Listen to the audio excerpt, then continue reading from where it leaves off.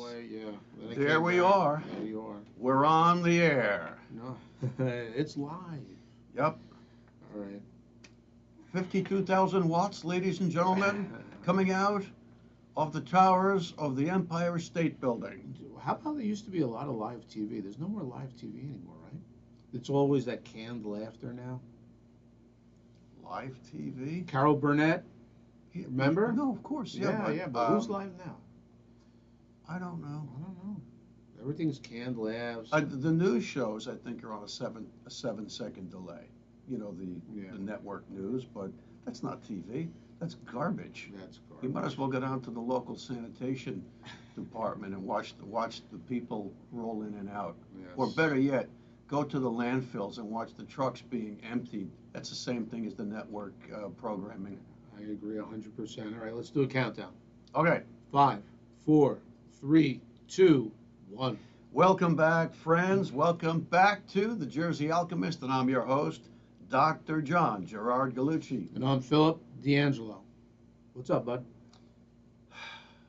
You know, as I get older, Yes. little things mean a lot, True. and little things bug the shit out of me. True. Right? True. So when I drive here, I have options on where I'm going to get my caffeine. I don't go to the place where it starts with a star. I'm not that guy. Just not. I just want. Don't you want to pay $16 for a coffee? No, right? No. So I'm the other guy, and I go generally to the same place every day. But I think today, the people that own the place were training a new 15-year-old. And I know that every place you walk into, they want to hear you say hot or cold. You can't just walk in and say, let me have a large coffee they'll stop you before you even get to say milk, black, or half and half, or cream. Hot or cold, it's kind of like the hamburger joint saying, and with cheese? No. So it's like, yeah, hi, hey, bud, how are you? Good. Listen, large hot coffee, half and half, 2 Splendas. Just looks at me like I'm speaking Hungarian. And I'm like, okay. Now, this kid was an American kid.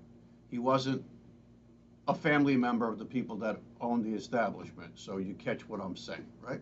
No slur here. I'm just trying to set up the scene. So, okay, he doesn't understand. So I kind of lean and get my face around the spit shield. And I go, 1 large coffee, half and half, 2 Splendas. Okay, great. All right, fine. And I put a $5 bill next to the register, sneak my hand under the spit shield, put the $5 bill down. And I'm waiting and waiting and waiting, and they're telling him how to do all this stuff. And he hands me back, he hands me the coffee. I go, okay, thanks. And they're looking, and the woman, the matriarch who owns the place, she's looking at me like, okay, well, whip out your credit card or whip out the cash because you need to pay. I says, I put a $5 bill on your counter. They're all looking around for the $5. I says, hey, not for nothing. I said, not only did I put the $5 bill down, I also said, keep the change. Don't have to do that, but I see the tip cup, keep the change. No one can find the $5 bill. Now she's looking at me like I'm trying to scam her. I says, look underneath the register. She goes like this, there's the $5 bill. And the $5 bill. Maybe he was saving that for later. Maybe he was saving it for later. I don't know. So I guess the punchline is, I get into my car with my coffee, and what I have is a large, hot half and half. It's got to be at least half filled up with half and half. And maybe that's what he thought. That's what he thought, yeah. I think he thought that it was half coffee and half and half. Well, you know, and he was being mentored by like 3 people that owned the place, clearly. So anyway, that's what happened to me today, and it's just, you know, ordering at establishments remember a couple years ago, because everybody had to wear masks. Yeah. So the other person is wearing a mask. You're wearing a mask. Uh, There's a shield in between. yeah. So inadvertently, I mean, I would always pull my mask down and Yeah. go to the side and say what I want Right. because I can't understand what they're saying. I mean, Right. it was ridiculous, Right. you know. And one time I couldn't understand. I just gave up. I walked out. I said, So- you know what, forget it. So I have another story. Okay. Okay. I love stories. That's Stories. That's why we're here. Stories are what life is all about. Life is a story. You told a story a week or so ago about having a problem at either a Wawa or a Quick Check because of the lack of bags. Oh yeah. Right? Yeah. So, you know, and that good didn't story. get by me. You know, I was thinking about it. And I'm at the local supermarket in the town I live in. Yeah. I would bet at least twice a week, maybe probably like 3 times a week, right? So I go in yesterday, and thank God I didn't go in with the thought in mind to fill up one of the large carts, because I would have been in trouble. Oh yeah. I had no idea that there was a change in policy. And I'm the guy that helps the cashier bag the items, because when I was 16, I was a bagger at a Pathmark behind my house. And I remember what it was like, right? So anyway, I had this choice, large cart, small cart. Large cart, small, I said small cart, small cart. I grab the small cart, away I go. I'm inside, I'm picking things up, some meat for the dogs, little of this, little of that. And I get to the checkout register, and there's some guy in front of me trying to make small talk, some older retiree. Yeah. And Looking for a friend. looking for a friend. And when I get there, she rings me up, stick the credit card in, and I said, hey, I said, I always help. But I said, but you're out of bags. And then I realized that chrome rack that they put the plastic bags on, that's not even there anymore. And she says, she grabs, I don't know what, a reinforced paper bullshit semi-throwaway bag, and boom, she snaps it open with the air, boom, and she puts it down and she's starting to fill. Now the bag is filled to the top and it's really heavy, and it's like, it's questionable as to whether it's gonna make the load. And I still have about 10 items on the stainless steel table. She goes, there are no bags anymore. And I immediately thought of you and your story. She says, there's no bags, I'm sorry. And she looked a little bit frightened, like, you know, here's this hurt guy me. with a look on his face, and she's like 16 or 17. And I says, I said, so you did away with the bags. I said, okay. I says, let me ask you a question. I says, I know you're not the manager, but what if I came in here and I needed to do the shopping for 2 weeks, and I grabbed a full cart or two? What the hell would I do? What would I do? Got no bags. She goes, you can buy some bags. They're right there at the beginning of the checkout line. How And I convenient. said, buy the bags. Right. Okay. I says, and another thing is, I live in this place. I says, how come there was no forewarning? I'm, you know, your rewards customer, what the phone number, no email, no text, no nothing. And she points to the wall behind her, because this was the first checkout aisle. So there's this big wall, and it looked like one of those construction plywood walls in Manhattan, where all of the graffiti and the playbill posters go up, like such and such theater, this, that, you know, it's all one big collage. So she points to a collage wall, and there's a piece of paper scotch taped to the wall, and it says no bag starting May 1st. Mhm. I said, you expect me to look at that? I said, it's camouflaged. How am I Yeah. supposed to know that? Yeah. Right? Give me a break. So I had to buy a couple of bags, and we put everything in the bags, and off I went. Off I went, and I said, well, ultimately, this is probably a good thing, and people just need to be nudged. And in a year's time, there will be a lot less plastic in the environment. hopefully, and especially the oceans. So I guess it's a good thing, but I just felt a little bit ambushed. Well, where are the paper? Where are the paper bags? I mean, we grew up at ShopRite using paper bags. Of course, there were no, that was before plastic bags existed. Yeah, that's correct. But Yeah. where are they? If we're not using plastic, let's go back like Well, everything you else. can't cut down the trees. So we can't cut trees. We can't, these plastic barges that are floating out in the ocean. We can't grow them. So where's the connect here with the bags? I mean, somebody's making. First of all, the bags are inexpensive. The ones you have to buy. Yeah. Yeah. I mean, that's at least that's good. I was waiting for like a $10 a bag charge. No, that's not gonna fly. No. Right. And they seem pretty like they're gonna last a while. Whole Foods tried this, I think, 3 years ago. Oh. They went bagless, and people were like, yeah, screw yourself, because I think they were charging, I don't know what they were charging, like $4.99 a bag. It's like people were like, we don't think so. We're coming in here dropping lots of cash, and you're not gonna afford us bags. Yeah. It's not gonna work. I mean, what's it gonna end up like Costco? You know how they give you the cardboard boxes? Right. That's if you ask for it. That's if you ask for them. Right. At the end, you got the cardboard box. But somebody's making money with these bags. I mean, there's a connection. Somebody's got a hook, and Well, that's the way the world works, right? yeah, these bags are coming from somewhere. The ones you have to buy. Somebody's making money from the bags. You're right. And you know what else? The first thing in my mind when I was driving away was, I will never come to the supermarket with the agenda to fill up a full cart. Ever, ever, never again. Which means it's going to be more trips. It's going to be more fossil fuels. It's going to be more cars on the road. That's what it's going to mean. I mean, think about when the kids were younger, John. You had 5 people in your household. That cart was probably filled to the top. I mean, how many? What do you have? 30 bags? There were times when we had 2 carts. Two carts. One in front and one in the back. Wow. Oh, yeah. I mean, so I mean, it just doesn't make sense to me. Me, I'll forget the bag somewhere. They'll be, in the basement after I put, it's just going to be a disaster. Give me some bags. Just give me some bags. Provide a service. We come with our money. We shop. Like you said, you're loyal. You're in the store 2-3 times a week. Provide something here. Help us out, right? Nobody was going to help you. No. Nobody helped me when it first came out and I had that incident.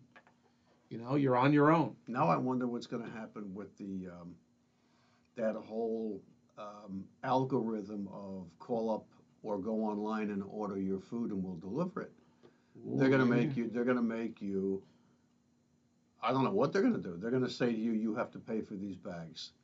But then how do you get home delivery if you own the bags? Good point. That's a very interesting. I know a lot of people that do that. They shop online. Right. They wait for the guy to come. He's coming between 6 and 9 or whatever. Right. And that's your whole morning or night. You're waiting there, looking out the window. Who's got time for that? Yeah, not me. Go to the store, come back, 1, 2, 3, and then if you have stairs, they don't bring them up the stairs. So Is that true? Oh yeah, I know somebody who's go first stairs. They just leave them at the door right there. Oh my Yeah, God, yeah. jeez. Hey, that's not an easy job though. They have to go to a depot, and these people will deliver 9, 10 o'clock at night. What do you mean they got to go to a depot? Well, all the food is not at the stores. It's at like some central depot, and they are all out of that depot. Well, that's not true for Whole Foods. Okay. Because I wouldn't know about the depots. Yeah. It's just that when I do go to Whole Foods, which is probably once or twice a month, there's one that's not far from me. Along the wall where the front windows of the store are, there's these big, baker's racks, these big professional, commercial stainless steel racks. And they have all of these bags with these tags. And I asked, I said, what's all that? She goes, oh, that's the home delivery. If you order, she goes, there's pickers that pick the things and then it gets delivered. Mm. So at that Whole Foods, they're picking from their shelves and then delivering. Okay. Yeah. I mean, I go through, this is a bottle of water Mhm. don't tell anybody, in plastic, okay? Yeah. So, I mean, what are we gonna do now? Am I have to go drink out of a sack like Daniel Boone, he had that little silk skin or whatever it was, and he It used was to. probably a goat's bladder. So now I have to use a goat's bladder, John? I mean, where are we Hey. going? This is gonna be gone soon. Probably. You know, some Well, you know, plastic. but thinking about that, it's really absurd. I don't know. Is it 23 billion plastic bottles are used? I think in just the United States alone in a year. And you know what drives that? What drives that is the suspicion, and now it's no longer a suspicion, Suspicion, sure. that the tap water is killing your ass. It's all over the news now, Yeah. or at least the alternative media. I haven't seen it on, what gets to YouTube from mainstream news, because I'll say it again, I don't watch the news anymore. I don't watch network television. I don't even watch cable networking. I do not. I used to be a big fan years ago. You can't pay me to watch anything that comes out of the mainstream media. I don't give a shit what side of the political fence it's leaning, right side, left side. It's all contrived garbage. So, um, Yeah. I mean, I just, so now I don't know what the chemicals are. I'm glad we got the lawn cutters outside. I'm sure that's coming over John, on the maintenance is important. on the audio, but we'll have to talk over it. But yeah, and every once in a while, I buy the big gallon jug of. I buy a bunch of gallon jugs of water, but they go so fast, and then you got a big gallon to deal with. So I get a kitchen shear and I cut it up, cut it up, cut it up, and but it's still the same amount of plastic going into the environment. There It's is water. I know there's water that comes in a carton, or at least they were right, trying. This is going back about 3 or 4 years. I was in a couple supermarkets, and there was water like in a carton, like a milk carton, right. half gallon. Well, it was water, but I haven't seen it lately. Maybe it just didn't take off. I mean, I don't like drinking water out of a carton. It was weird. You know what I mean? So Yep. I don't Yeah. know. Give me my plastic bottle. Give me my Now plastic my bottle. son, who's 26 and a half, refuses to drink anything out of plastic. So it's stuck in his craw. He researched it. His decision, and I have to back him up on that. But he comes to my house and he sees all of the cases of water piled up. He goes, "Are you kidding me? I'm so surprised at you. You're drinking out of that garbage. It's poisoning you." And he'll only drink water that's come through a filter. Problem is, I have two different filters in my house. They're not hardwired, hard piped in. They're just tabletop filters. One is a Brita, which I think at best takes chlorine out of the water. The rest of the shit that's really killing our ass, Brita doesn't take out. And then what's the other one? Is it Aqua One or something? That is much slower. It's a much bigger, heavier filter, that takes longer to get through. So it extracts more of the toxins, but Too I don't know. scared. Ultimately, I don't know. You need I to don't dig know. a well in the backyard. Use well water. Not in Jersey. No. No, I went a long time ago when I was house hunting, like 20 years ago. Um, One of the engineers down in the township, when I was looking over big land survey, it was this big, huge book, looking at easements and where the toxic, because if you're going to buy a house in a town, you need to go down to the township and look at those land surveys and find out where the toxic spills and the toxic cleanup areas are, because you'll be completely blind to that. And if you think you're going to buy a house with well water, you really making a mistake. Case in point, another story, and they're all important. My wife and I at the time zeroed in on this house that we thought was beautiful, and it was right kind of on the edge of town in the mountains, and it was built on the mountainside. It had a backyard. It just was perfect, and of course the realtor was touting the benefits of well water. The benefits. Like, when you have your own water system, this way they can never turn your water off. You won't be subject to the copper ions, from the copper piping. You won't have the chlorine in your water. Or if you're against fluoride, you'll never have fluoride in your water. Think of the benefits of well water. I was like, oh, really? I don't think she knows who she's talking to. Mm. Okay, fine. So I says, okay. I says, any toxic sites around here? Oh, no. You sure? Oh, well, I couldn't be really sure. I couldn't be sure.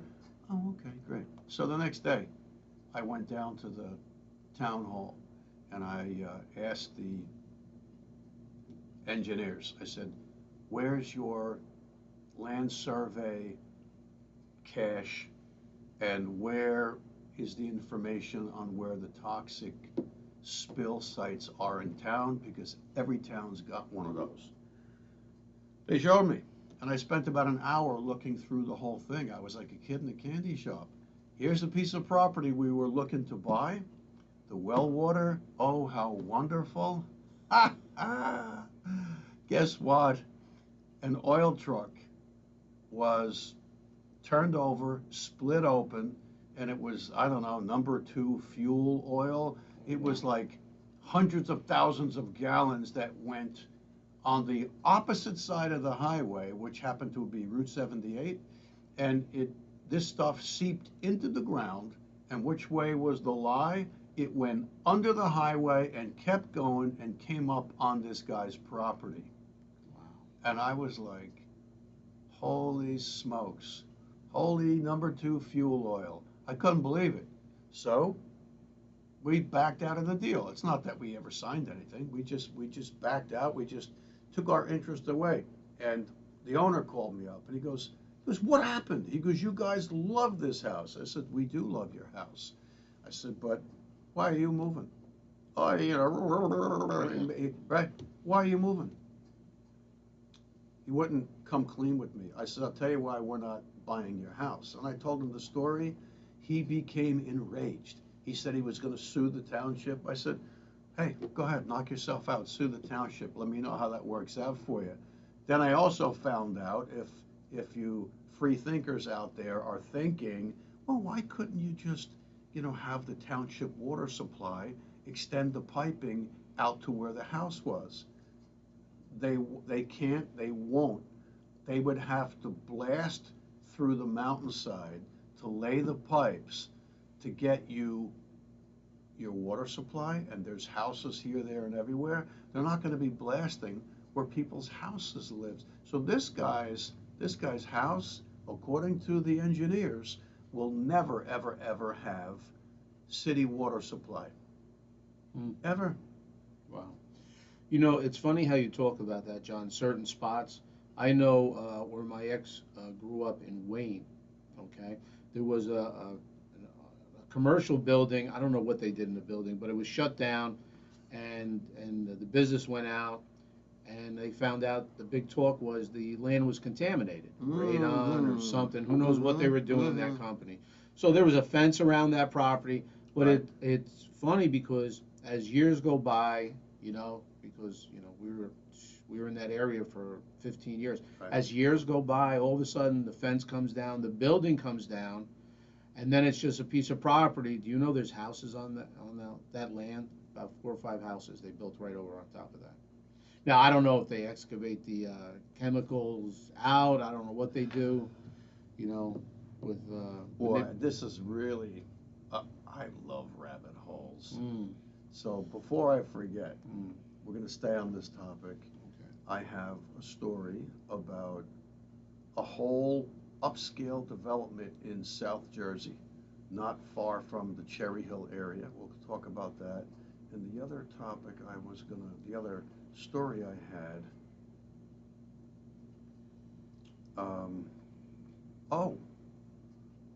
there have been cancer clusters coming out of New Jersey. And, it's kind of funny.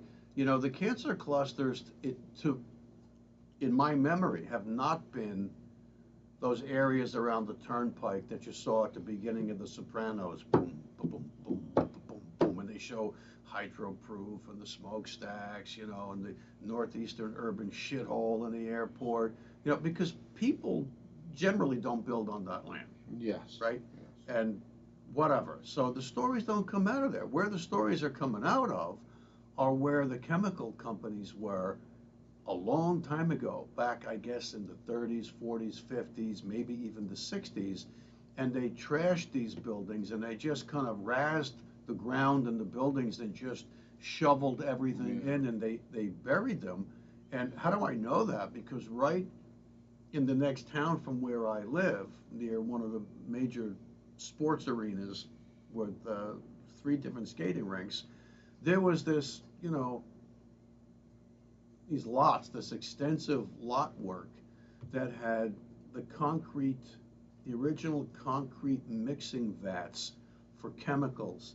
And the building was nothing more than the outline of the foundation, and it was weeds and stickers and trees. So this building had been kind of semi-razed probably for 50 years. Wow. And you wonder what the hell they were doing there. Now, South Central Jersey, kind of like down a little bit west of the Jersey Shore areas. Well, the Jersey Shore goes, the full north and south extent of the state. Tom's River was a big cancer cluster when we were teenagers. Remember that? I think people were getting lymphoma, and this is where a lot of those, nefarious companies did their business. They were chemical companies, lots of farms that used terrible toxins. So now, an area where my brother worked 5 miles away from this present cancer cluster that's in the news. And I'm not sure, what was the town? It was over 100 cases of brain tumors. Yes. Was it Colonia or something? I don't want to say the wrong town. I don't want to misspeak. If you know in the comments, you Jersey people, but I looked at where my brother, because somebody said to me, "Hey, didn't your brother pass of a brain tumor?" I said, "Yeah, he sure did."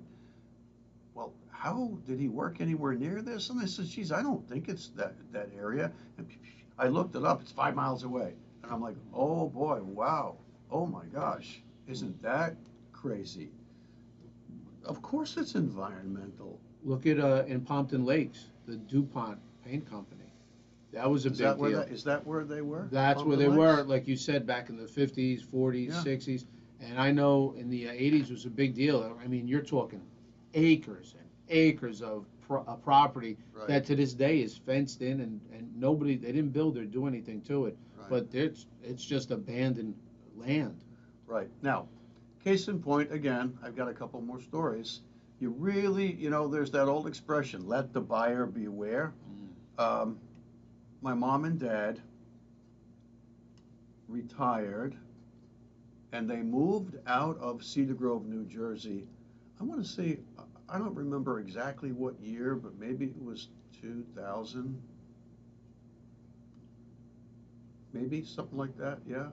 My youngest daughter was born in 1999. I think they moved out right around, the year 2000, the turn of the century. And they had themselves, cute little retirement house built on a golf course. My father was a golf fanatic freak. Okay, great. The house was one house from the green on the second hole. He just was so excited. We would take trips down to the construction site. We watched the foundation get poured, and we watched this, the framing. It was really exciting because it's a big deal. They were so excited, right? Okay. Now, my father loved plants, vegetables, gardening, trees, just like I do. I've inherited that from his passed on genetics. I think my mother could give a shit about that stuff. My father just loved it. And soon, not long after they moved in, he planted all sorts of beautiful trees, blue spruce, white birch, all sorts of beautiful specimen trees, Japanese lace leaf maples. And about a year or so after, and he took care of this like this was his baby. He had a pergola built with hanging baskets. It was just beautiful. It was like heaven. So I go to visit him one day, and I see him digging in the yard. I says, "There's Pop doing his retirement thing. It's what he loves to do." I says, "What's going on?" I says, "It looks like you're taking that tree out. You're not planting it." He says, nah, he goes, I bought a new tree because this one's dead. He goes, and those two over there are dead. I says, wait a minute. You get three trees at the same time that are dead? Like deader than like gone. He goes, yeah. He goes, I don't understand it. He goes, took such good care of them. And I looked at what he was digging in, and there was about 4 inches of topsoil. And underneath the topsoil looked like it looked like a tar pit. It was jet black and gooey and sticky, and it stunk like hell. And I looked at him, I said, Pop, I said, that's not, a tree's roots can't thrive in that shit. I said, this was a farm, wasn't it? He says, yeah. He goes, it was apparently some kind of farm, a baby's breath farm or something, but extensive, like, acres and acres and acres. And then I guess the farmers sold out, and then the developers came in and put this retirement community with a golf course on the land. And then that's going back a bunch of years. And since then, there was a constant round robin. He plants this tree, it dies, he plants another. He was constantly killing his trees. Wow. And I thought, I wonder, what a perfect little crime that had to be conspired over, and God, we know that there are conspiracies out there. Let's take toxic land and let's build a retirement community. Because let's face it, when Grandma and Grandpa move into a retirement village with or without a golf course, and they're 65, okay, so they lived there for 10 years and they both die of cancer. Is anybody surprised? They go, oh, they had a good life. Yeah, Grandma died of whatever, lung cancer, and she wasn't a smoker, and Pop had a brain tumor. She's how sad. I don't know, people. I got my willies up on this one. I really, really, really do. I think that some retirement communities are conveniently built on toxic waste dumps or on farms that would really probably be regarded as a no-fly zone for people living because it's full of toxic chemicals. The same toxic chemicals that are put into your veggies. Yeah, right. So that's another story. And then there was another story. John, how do they get away with this? I mean, here we go again. The almighty Politicians dollar. get away with everything. The almighty dollar. Think about when you build a house. I built a house years ago. What you had to go through. I mean, I'm just a small time guy. So what you had to go through with permits and the inspector. No, don't touch anything. We're going to inspect every inch. But I guess if you're a big shot developer and you've got big money, and you're gonna improve the town's tax base, maybe that's where it all happens. I think what you're saying is life is leverage. Life is leverage. I got a lecture once around 1998 or 9 from the president and CEO of the biggest healthcare company in the state of New Jersey. No names named. Called me up into his palatial office, and he put his thumbs under his embroidered monogram suspenders with a big Tony Soprano cigar stuck in his mouth from a humidor that was 10 feet high. He didn't light the cigar. It was just for effect. And he says, let me tell you something, John. He says, life is leverage. He goes, you understand what leverage is? And I was only out of my fellowship like a year. And I said, I think I understand what leverage is. He says, let me tell you something. He goes, here at such and such healthcare system, he goes, we live on leverage because life is leverage. And if we don't have leverage, we create leverage. And that conjured up the scene of that Godfather Part 2 with the senator who didn't want to sign that bill. Yeah. Next thing you know, he's in a brothel having a good time, and all of the photographers from all of the major news outlets come in taking pictures of him, naked with a prostitute. But she was laughing. She was like, right. That's what he said. And there you go. And cut to the next scene. He's signing the documents that he wasn't going to sign. So life is leverage. So the politicians will contrive and get away with anything they want because they have the teacher's edition. They own the rule book. They own the rule book. And geez, here it comes again. There's a big club out there, and you ain't in it. Right? Sound familiar? Oh, yeah. And they own the club. They Wow. do.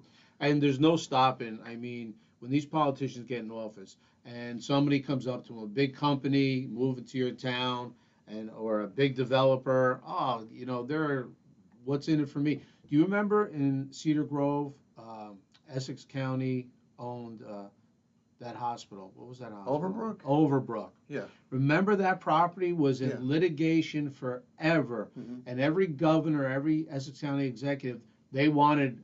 You were like, Oh, when are they oh, going to yeah. develop? When are they Oh, going to yeah. develop? What's going Yeah. on here? I mean, there were battles. I can Mhm. only imagine the behind the Political scenes there. battles. Right. The township got a piece of that property, and they built some stuff. I think across the street is condos or houses now.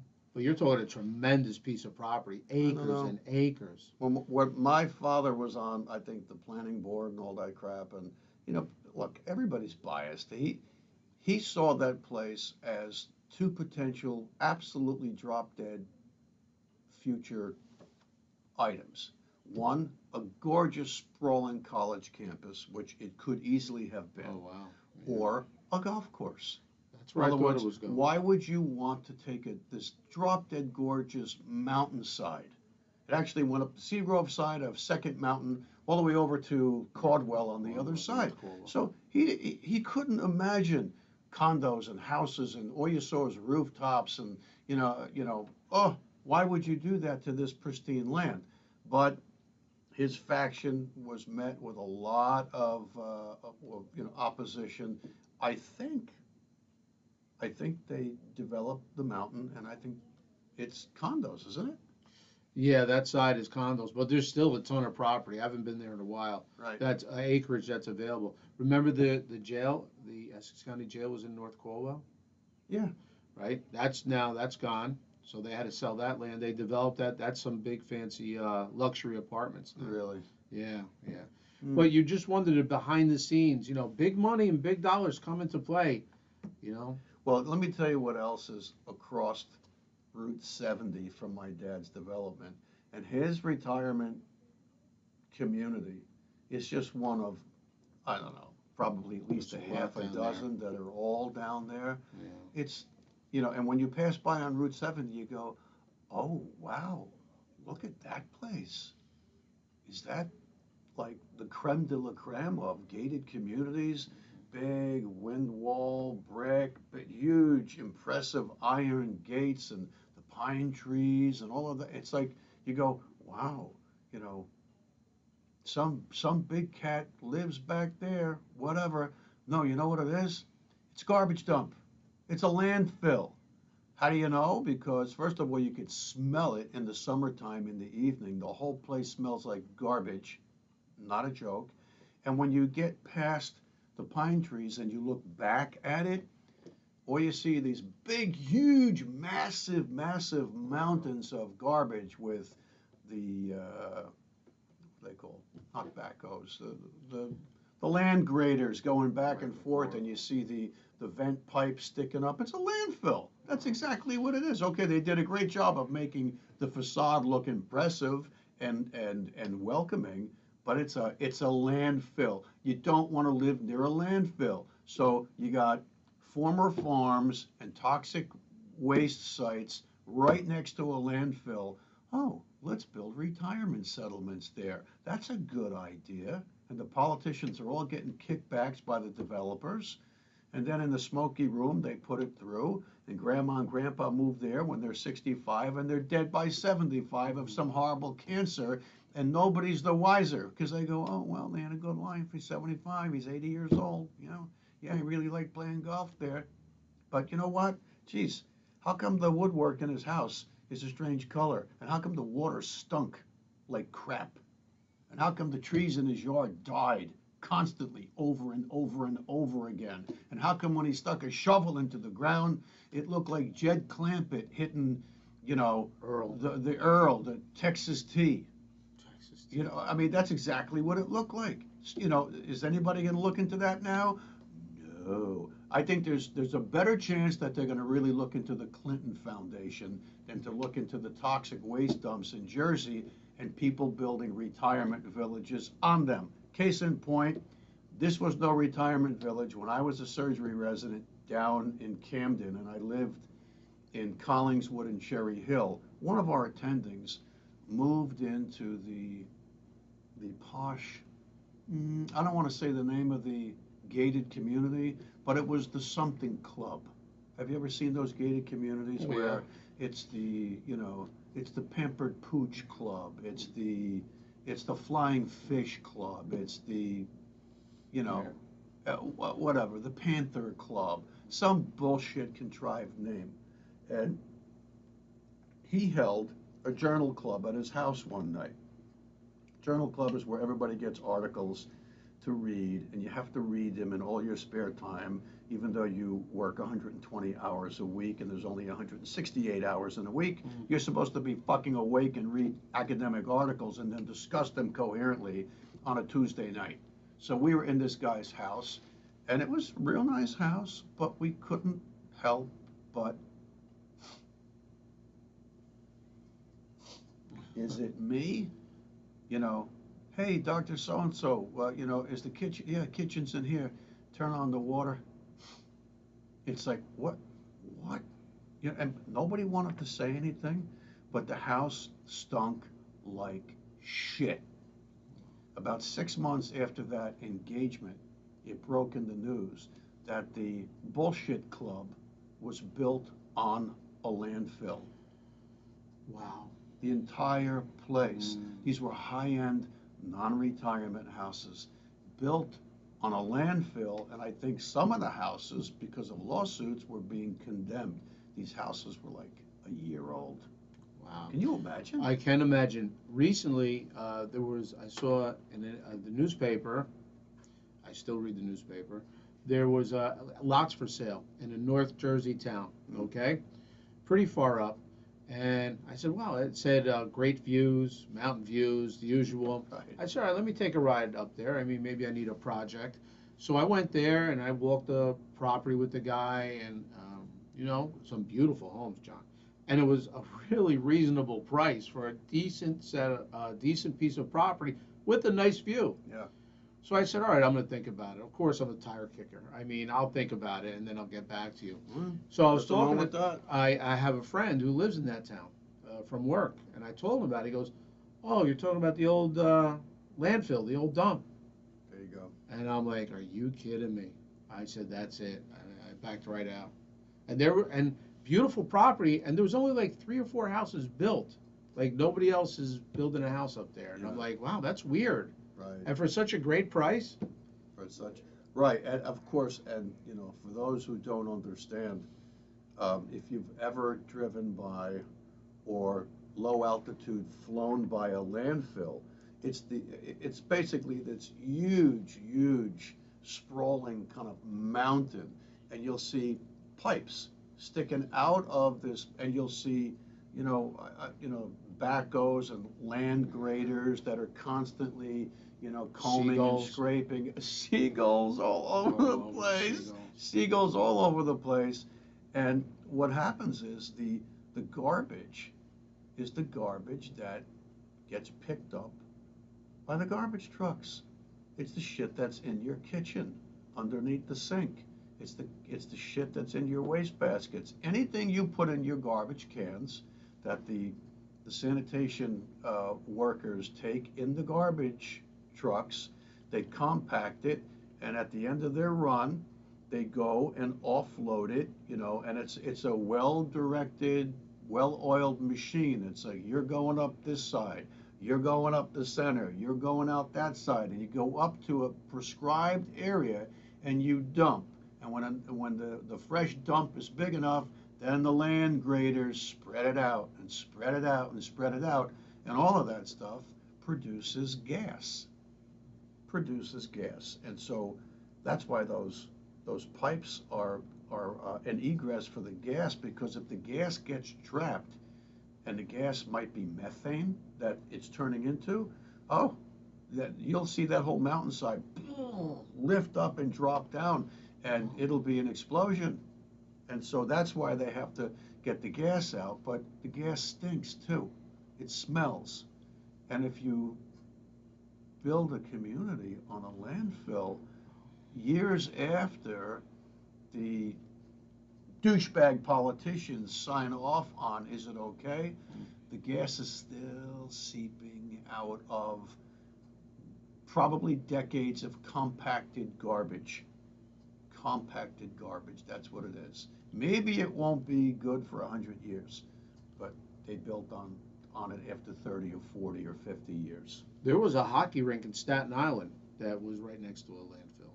You know, I believe. I don't know if you went out there in your hockey days. We had to go there with our Just team the a one couple of that was times. close to the Jersey side by the Yeah. Arthur Kill Road or something. Yeah, I think that was it. Yeah, somewhere around there. It was, yeah, they're building them anywhere. It's amazing. No wonder the soil is bad. I mean, after what's going on. But what do you do? Where's the garbage? Now, you're talking about garbage and garbage pickup. We put our garbage in plastic bags, like I guess everybody else is. Is that going to go by the wayside now?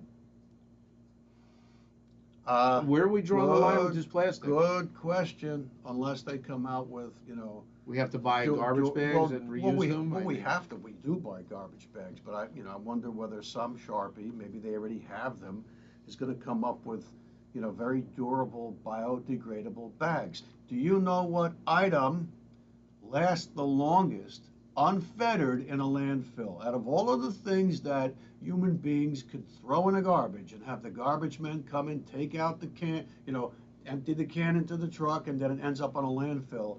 There's one item that will last for over 100 years. Anybody care to guess on what that item is, Phil? A Twinkie? Right? Isn't that what they say? Isn't that what they say to Twinkie? If you take a Twinkie and place it, it'll... That's the answer, but that ain't the answer. Oh, okay. Because the junkyard dogs that, the landfill dogs that skulk over the landfill, they'll eat that Twinkie. True. Quite frankly, I'd eat that Twinkie too. No, guess what it is? It's a newspaper. What? Yeah, it's a newspaper. Now, we're not talking about like a couple of sheets of, Pop read the sports section and the rest on a Tuesday went into the garbage. No, we're talking about like if you've ever seen the Sunday edition of the Newark Star Ledger, it's big, and the supermarkets and the convenience stores have piles and piles of the Sunday edition. Sunday edition had everything. It was like the granddaddy of days for, it had the comics and sports and advertisements and automobiles and, New Jersey living, and there was a magazine in it. So it was thick. It was probably like, 3-4 inches thick. Remember? Easy. I used to put them together for kids for the Sunday route. There you go. Yeah. Now, when I was collecting unused newspapers, because I have a cooktop wood burning stove in my home, E-rated, don't give me any shit about CO2. I went to the kiosk at the hospital I worked for, and I said, look, do you guys have any like extra newspapers? Because they had like the full array. It was a newsstand in the kiosk. She goes, we have lots of unused, unsold paper. I said, do you really? I said, do me a favor. I said, what do you think, it's going to take about a week? She goes, a week? She goes, you better have a hand truck to take away what we don't sell in a week. Wow. I says, really? The next day, she had like 20 editions, or 20 individual. And I was like, oh my God, I grabbed it. It was heavy. I lugged it out to my car. I have piles in my garage just for the wood burning stove. And, but an unused newspaper, especially the Sunday edition, because it's so big and so formidable. Wow. It sits there, and it'll sit there for 100 years, completely non-degraded. A newspaper. A paper product. A newspaper. Yeah. Yeah, I couldn't believe it. That's amazing. I saw it on some documentary, Oh, wow. That's pretty unbelievable. Yeah. I mean, so we're plastics out, newspapers are out. I mean, what's left? I mean, we're gonna start writing on stone soon, like the cavemen did. I mean, I know. what's left? It's all gone. I mean, this conversation started with water. Think about the when we were kids, It was your John. bottle of water. It was my bottle of water. Yeah. That's right. Going back to water, think about schools. All right, there's no filtration system in those fountains, water fountains. I mean, every kid from grammar school. That's another good topic. Oh, that's a great topic. The I mean, old water fountain. It, I think there's probably one or two water fountains still left at the hospital, but I think that they turned the water supply off. And I got to tell you what, um, there was big news out of Manhattan that the entire water system at Columbia Presbyterian, the great higher institution, Mm. which family members had been operated on there like several times. And I went there to visit a family member that had surgery there. And I saw all of these danger, peligro signs everywhere. And then I saw them all like everywhere going into the men's rooms. And I was like, what is going on? So I asked one of the security people. He says, the water system in the hospital is full of Legionella and they can't get it out. Now, Legionella is the bacterium that caused Legionnaire's disease. And it was killing people like back in 1976. It's cured with a simple antibiotic, but nobody knew it existed. But it's Legionella and something else. Might be like Listeria. It's a bacteria that they would find like in the ventilators in the ICU, that kind of thing. But I don't know if that's changed. I haven't been to Columbia in about 3.5 or 4, maybe 4 years. But you couldn't, it said, do not drink this water. So, okay, so what happens if you go to the cafeteria and you order a fucking coffee? Where's that water coming from? Well, the temperature of preparing the coffee? No. It doesn't help. Absolutely not. Oh, No. gosh, that's not good. No, that's why hospitals have things called autoclaves. An autoclave is basically, a cooker, a wet cooker, and you put like all the after the surgical instruments are physically scrubbed of debris and skin and muscle and bone and brain and all of that crap, and they're all cleaned, then they put them in an autoclave. And, the parameters of the autoclave they follow strict guidelines because it's got to be a certain pressure. It's got to be, the higher the pressure, the more effective. So it's like a pressure cooker. That's an autoclave is a high pressure steam heat sterilizer. That's basically what it is. And that's what it takes to sterilize surgical instruments. If you think a coffee urn is going to do that, no, there's no way. No. An amateur. Yeah, and so a suggestion. bunch of local hospitals have had that same problem now. So, and Well- I can't imagine anybody mouthing up to a hallway water fountain. Even in a high school, I wouldn't do In that. the old days. How old is Columbia University? It's gotta be yeah, easily 100 years 100 old. years. So, Yeah. so just think of the piping, the plumbing they used. How outdated that must be How about Manhattan in general? in general, right? How about the sewer system? I know because my house is pretty old that I live in now, and the pipes are bursting left and right. Really? Yeah, and the plumber Oof. comes, and it's really easy fix. The new, they Oh, put the that flexible, PVC. yeah. Oh, 1, 2, 3, it's on there, no problem. Yeah. And but these old pipes are just like, and you look at them, they're all corroded and God scary knows stuff. what's on the inside of the pipe. John, let's alchemize this episode, please, because this is too much. I can't drink water out of plastic. Now I can't drink water out of the water fountain. How are we gonna alchemize? I'm going to the river. I'll drink out of the How river. are we gonna alchemize societal waste management, corrupt politicians, and organized crime? Yeah. Don't they all go together? Is that alchemizable? Yes. I don't know. You want to take a stab at it? Well, listen, just people. Come I on, would, Father Phil. I would- Go ahead. Father I would just say, be aware. We say this all the time, Yes, John. we do. And you said it first on these podcasts. Awareness. Be aware of what's going on. Just don't take Yeah. for granted that the soil you're living, your house is on is legit or the water is clean. I mean, there's people that will sell humanity, society out in a second Right. to fill their pockets. Yeah, And so just it's true. so just be aware. That's my All right, optimization. and I'll try to jump in on that and kind of commiserate with it. Um, and I've said this before: humanity is a system of redundancy. Things happen over and over and over again until enough of us become aware of something that shouldn't happen over and over and over again. So without the awareness, like Phil's talking about, we can't begin to fix a problem. If you're unaware, you know what? It's kind of a dramatic anecdotal story, but this has to do with being aware of something that really needs to be remediated.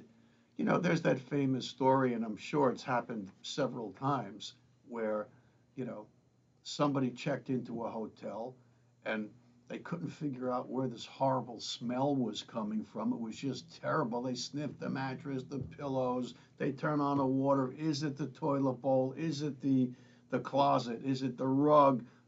Hey, what's happening?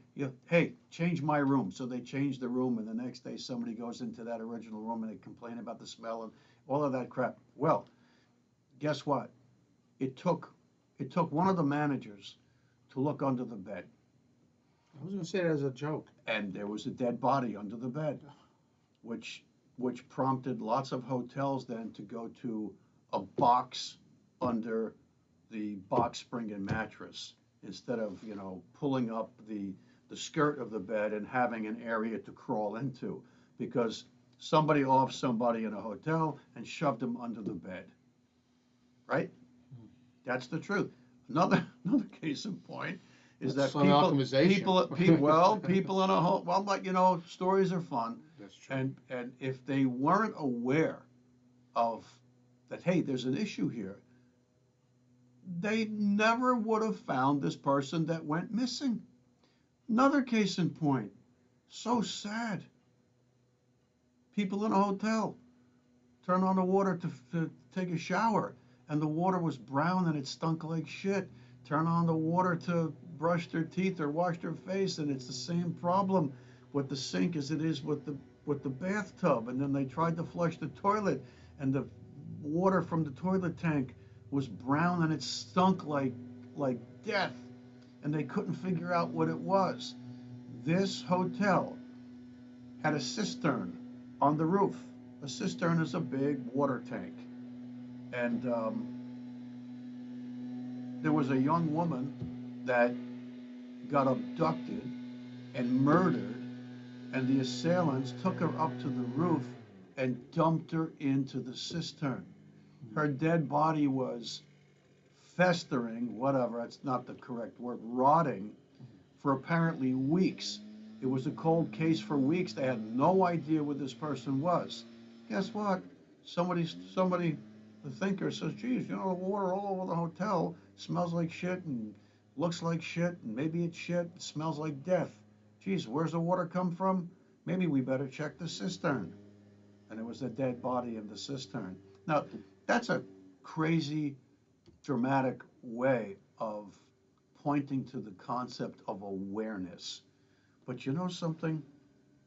The things that we're talking about so desperately need awareness. Can you imagine working all your life and you want to spend your golden years in your little retirement house? You want to downsize, you want an extra bedroom for your grandkids, you want a little yard with a fence so that they can play in a sprinkler on the outside. And then you find that the whole development was built on a toxic waste dump. Or you finally get that promotion that you've worked for years, and you move your young family into a snazoo house in an upscale gated community, and it's built on a garbage dump. and the houses are getting condemned left and right, and it's within a year of them being built. I mean, come on. This is all about nefarious people doing nefarious things. Once again, here comes the redundancy. They're in service to themselves and the birds that are of a similar feather. So it's a consortium of scumbags that are trying to pull the wool over people's eyes for their own personal gain. The thing that they don't realize is the universe is watching us, folks. It is watching. And you might fool me, you might fool this guy, but ultimately they can't fool themselves deep down inside, and they can't fool the powers that create and energize the universe, because everything is known. Everything. And everything that is unseen will be seen, or hidden will be revealed. That's Matthew 10:26. So how do we alchemize this? We're gonna pray for those people who, we've said this before, who are here in service to others. But you know what? The people that need the prayers more than those that are here to be in service to others are the dastardly son of a guns that just seem to not understand, and they're in service to themselves at the expense of others. Those people need your prayers more than anyone. And those are the people that go from the presidency all the way downhill. Shit rolls downhill. And that's how you alchemize this whole issue. You have to start with awareness. And when these people start getting exposed, all of a sudden you'll start seeing mea culpa, and the young people that are coming in to take their places, I think will be less likely to commit the same crimes against humanity that the outgoing generations have perpetrated. So that's how I think we're going to alchemize this. It's prayer, meditation's always great. Pray and meditate that humanity gains tremendous awareness.